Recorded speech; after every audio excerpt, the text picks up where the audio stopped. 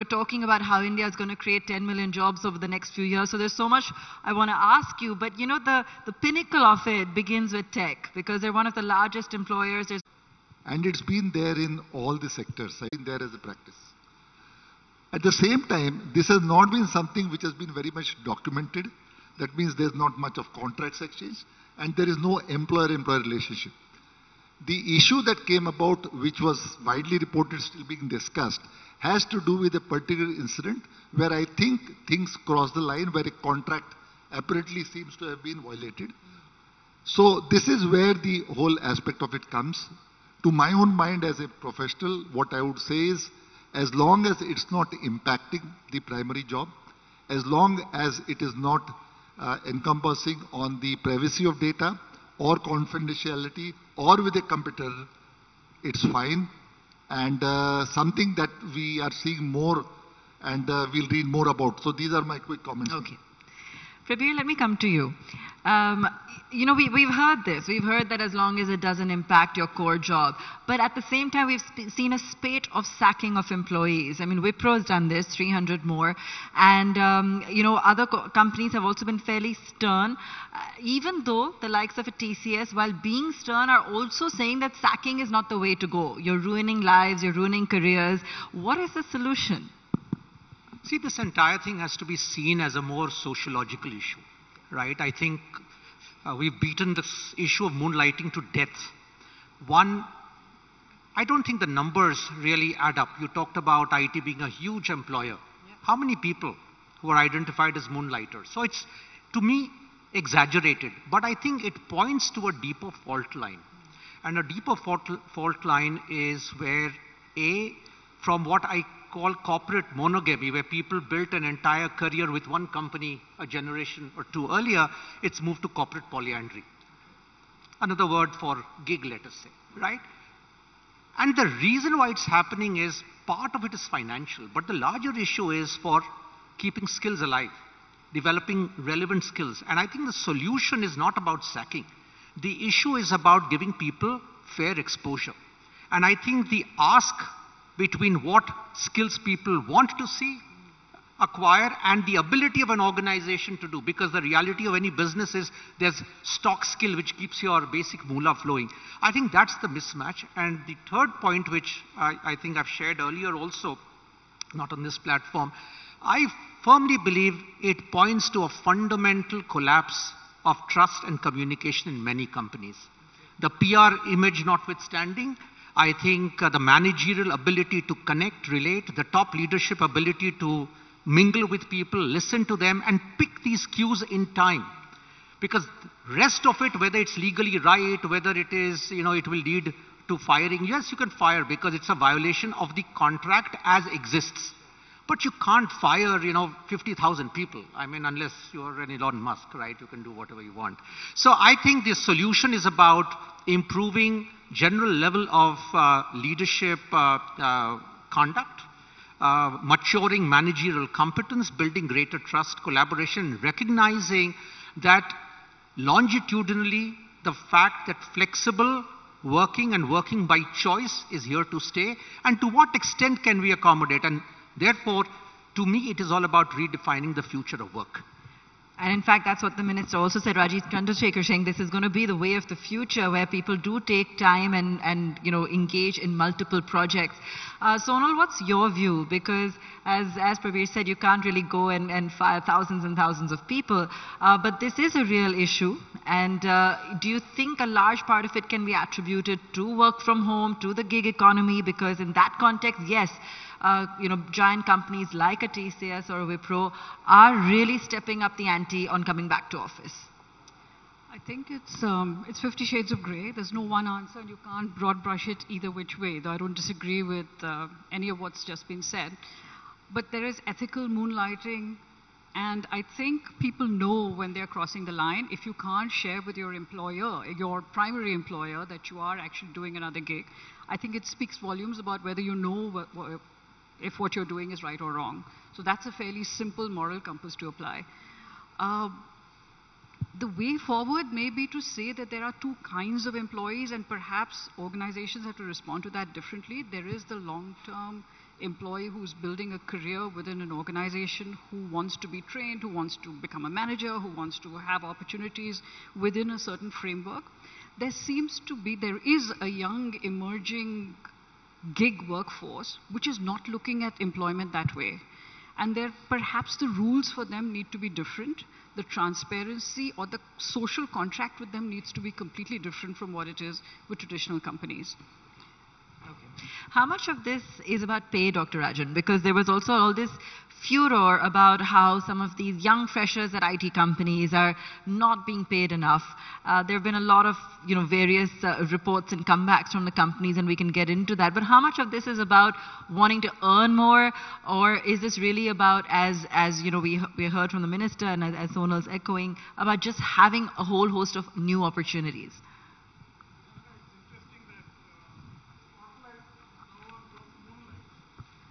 The mic.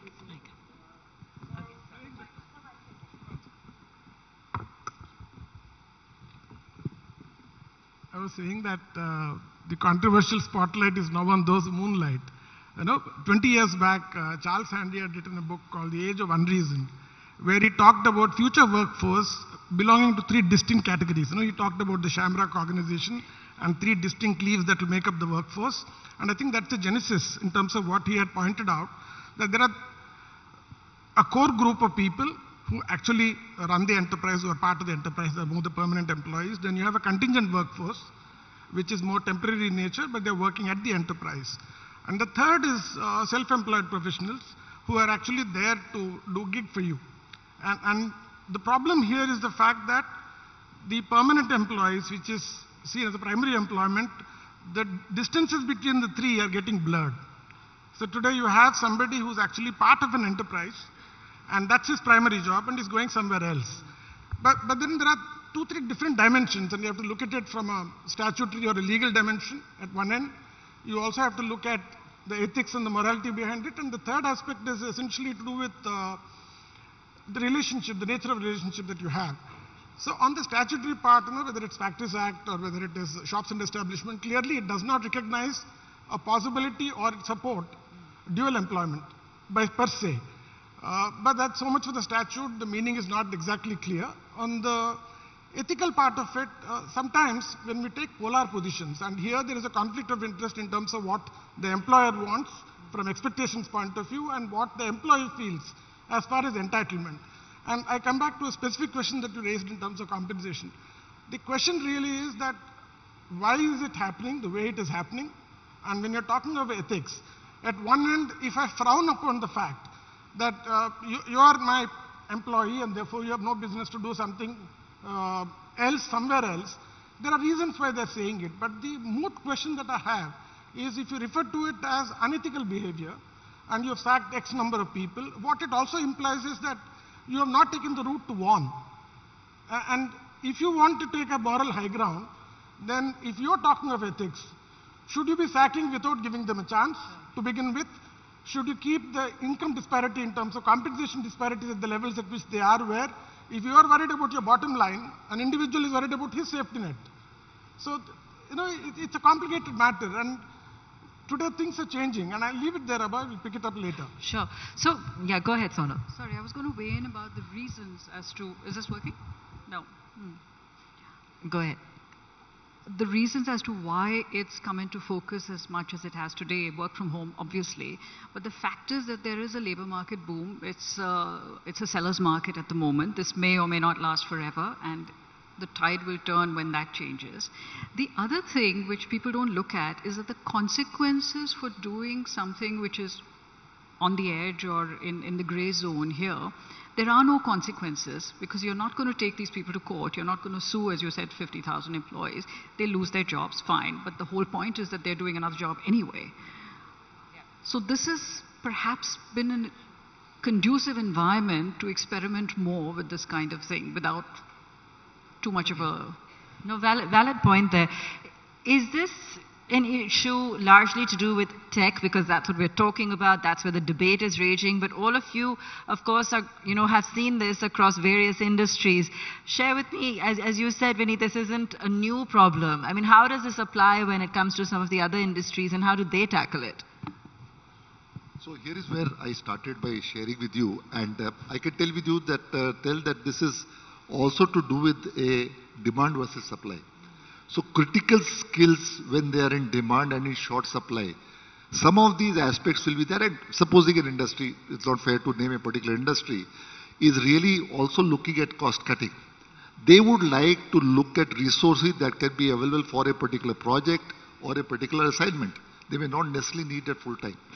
So this is where a balance is struck between, for example, if it's a manufacturing area, a person after the shift or people in the weekend. And again, it's not to industry.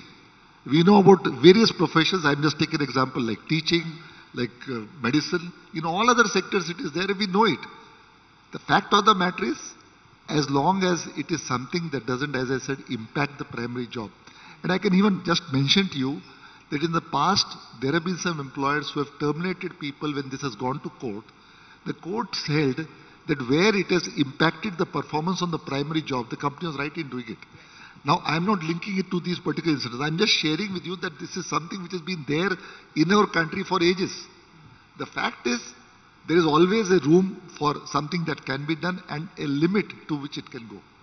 In this incident, particular specific case that we talk about, I would not comment because it's not fair. I'm not aware of the full facts. I am sure due process must have been followed. Having said that, just one line I would leave. In the past, we have to see the change happening. As they say, land, labor and capital was what it was essential for an industry.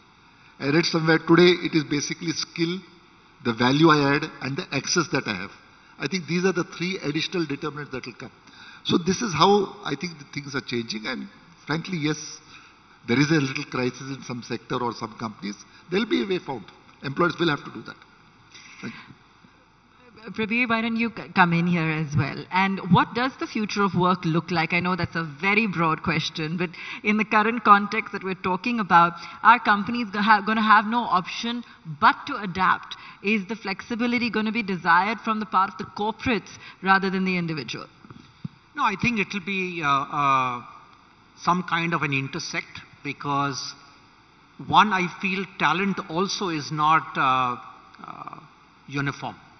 Some people love variety, some people love challenges at the same time, and some people love stability of tenure, right?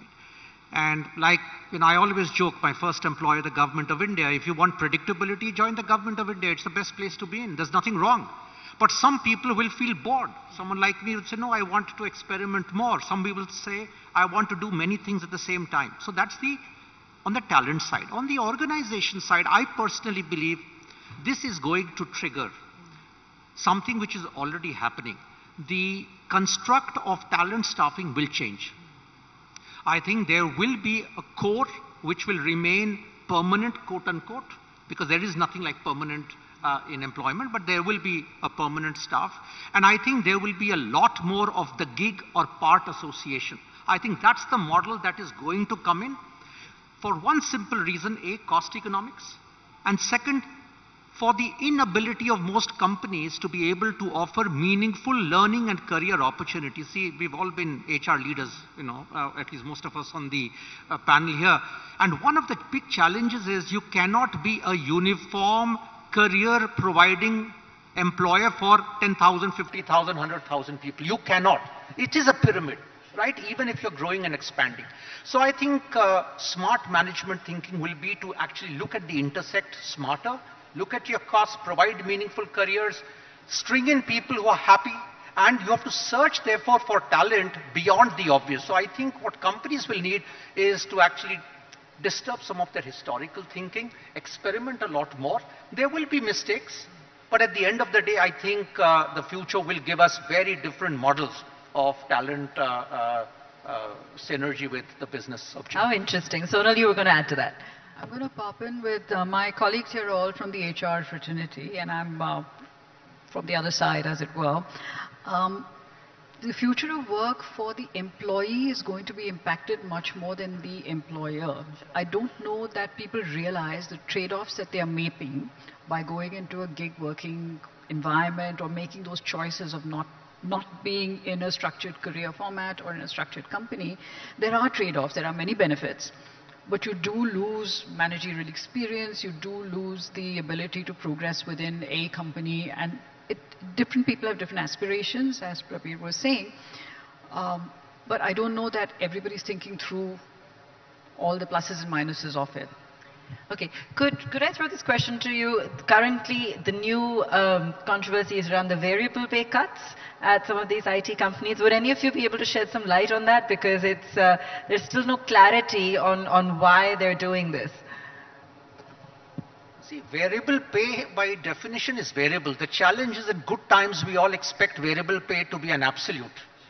And when bad times happen, you're thrown out like a hot potato. But these are not bad times. So the fact is, at the end of the day, business will always take what is a prudent business call. But since you asked about IT, see, the huge part of the IT cost base is people. So what are the alternatives? If you exit people, downsize, which is typically the Western model, business is down 20% or 15%, you exit people. So I think variable pay is one lever that they are playing, trying to still keep their flock together, keep morale as best as they can, but keep the sense of payout to manage their immediate economic compulsions. Please also remember that there was a time just a few quarters ago, and that's how the nature of business has become, where people were doling out big increases, huge quarterly variable bonuses. So I think, times have become move from VUCA to BANI, and this reality is getting reflected also in variable pay cuts or pay decisions that companies are taking. All right, sure. Point taken. Dr. Rajan. Going back to future of work, there are 2-3 areas where I think significantly things are changing. One, the world is increasingly becoming cognizant of hybrid realities. So it's not polarities that work, it is a recognition of the fact that you have to find middle ground. So it can't just be an employer's point of view or an employee's point of view. You perhaps need a third-party stakeholder point of view in terms of resolving issues. But coming back to the future of work from a company's point of view, what they need to be doing is perhaps a shift from engagement to happiness at work. And let me clarify, if I have to put it in simple terms, when we're talking of engagement, essentially the company is asking the individual, what more can you do for me? While we are talking of happiness at work, you're flipping it the other way around and you're saying, what more can I do for you? And so you're moving from just an organizational need and an organizational purpose to being able to create a shared vision where there's personal fulfillment. The second element, and which has got to do more sociologically in terms of the way it is, I think the youngsters have moved from a point of, when we were younger, we revere people. So, but I think now it's moved from reverence to relevance. What you offer, is it relevant to my life? Is it relevant to my personal fulfillment? Does it give room for my aspirations? So I'm with you. So therefore, I think the fundamental difference is between being compliant, and therefore, is it compliance that you're looking at, or is it commitment? Is it control you're looking at, or creating trust? Or you are in the realm of trust deficits? I think those are the things that are really changing. Well said, Dr. Rajan. So, what can we look forward to? The next 6 to 12 months are probably looking a little volatile, a little shaky. We're not sure which way we're going to go. At a time like this, even though the future for India is looking robust and everyone's talking about the domestic economy, the job market, what should one be expecting and what should one be prepared for? In terms of the stock market? The job market and what opportunities there will be available. The kind of increment levels, just when things were starting to steady, again they're starting to look choppy. So I think we have, as headhunters, perhaps a little bit of a unique pulse on the market. We're a bellwether of what's going well, what's not going well. I think what we are seeing in our firm is that manufacturing or any industrial company in India has an incredible future, and they are hiring, continue to hire full steam, regardless of the stock market, because they've all made investments in the last a couple of quarters or a couple of years during COVID. The ones that are services driven go up and down with the demand globally, and IT continues to be strong in spite of everything else that's being said about it in the US. That keeps going. So. And what can some of India's largest companies do to both train and attract the right talent? Because one of the biggest challenges is going to be training the right talent, even at some of these IT, mega companies. That's what we hear a lot about. That's what they're talking a lot about. I have two suggestions, if I may, to these big corporates. It's not that they haven't been doing, but one is on building skills for the future, right? That is very critical, and it's not easy for everyone because it needs a lot of anticipation. Most companies are happier to respond, but they struggle with anticipation. So that will be very important, and a lot of it will be retooling, reskilling, moving people around. The other I will again emphasize, and I did hear some of my co-panelists talk about it, and I am very, very serious about this. The big crisis in India, Inc. actually is going to be about leadership. It already is. We talk too much about leaders. We do very little about leadership. This is a fundamental problem that I find, and training, when you're growing to go from a certain $3 trillion to a $15 trillion aspiration, where are leaders? Where are managers of substance? All these issues of moonlighting, retention, skill building, morale, engagement, happiness. I think we have very, very average managers because companies still think of it as a cost and not as an investment, as I very strongly believe they should. That's a strong statement coming in, and I think that's scope for yet another debate altogether. But Dr. Rajan, you look like you want to say something. Closing comments from you. I was standing outside, and somebody came up to me and said, my company has actually sacked 3,000 people. And I wanted to hear your view. And so he was asking what I felt about it, and my only simple answer to him was that when you're firing somebody, you're firing a family, not an individual, to begin with. Second, even one drop of tear has a notion of grief behind it. So I think it's important for organizations to recognize that you're talking about creating a relationship which is not transactional, where you recognize the value that they bring to the table, and you are what you are because you're a composite of people. And the last thing I told the person was that don't ask me the answer. Imagine yourself as being one of those guys who had to move on. So somewhere I think there has to be a greater recognition of the fact that people matter. And there's no alternative to that. You can find whatever forms of work together, but at the end of it all, people create value. Absolutely. Gentlemen, thank you so much for your time, and Sonal. Great to have all of you with us sharing such wonderful insights. And I'd like to also invite to share a token of thanks for this session, Karthik Vishwanathan, the Senior Manager, Indian Subcontinent at Qatar Airways. Karthik, do join us. Big round of applause, please. Thank you so much.